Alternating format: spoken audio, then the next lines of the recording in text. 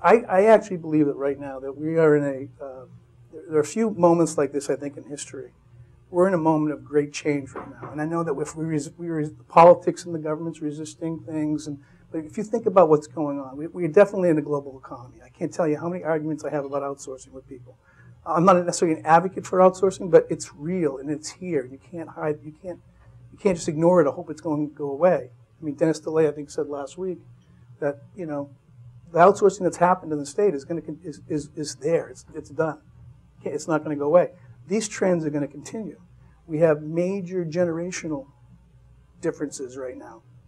As much as, I just turned 50 this year, as much as I think I'm in tune with people under 25, and, we at my generation, the older generation doesn't really know how to communicate to them. And so we see these problems in the workplace. I hear a lot of complaints about, well, the younger generation doesn't work hard, and that's just not true. What we're seeing is they have the same values we have, they just have different expectations than what we have. And so these changes are going to have profound effects about how we do business, because these people are going to be running our companies in the next 10 to 20 years. We also have major technology changes. And I know you've been to some seminars about technology, so I won't go into this too long, but we're past the stage of figuring out how to produce technology. We're at the stage now where we're making technology useful. The beauty of the iPad is I didn't have to learn how to use this thing. I turned it on, I pressed a few buttons, I have no choices to make.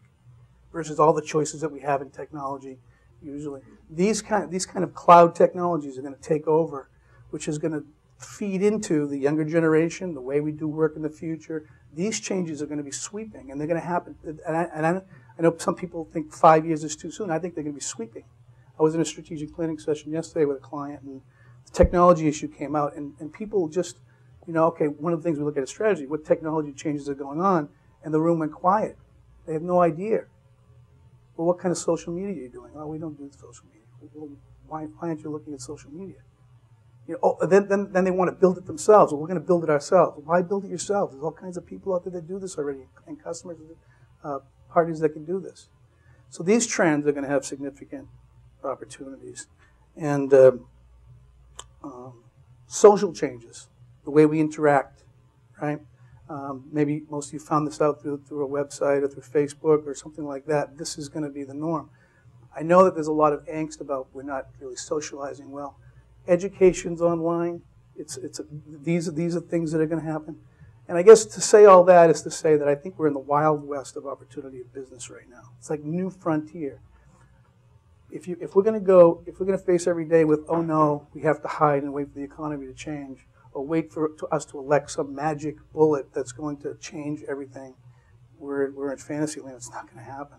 What we have to do is we have to look at these opportunities, find where they are, and go after them aggressively. I think it's probably one of the greatest opportunities for business, especially business that's not traditional business, new business, entrepreneurialism.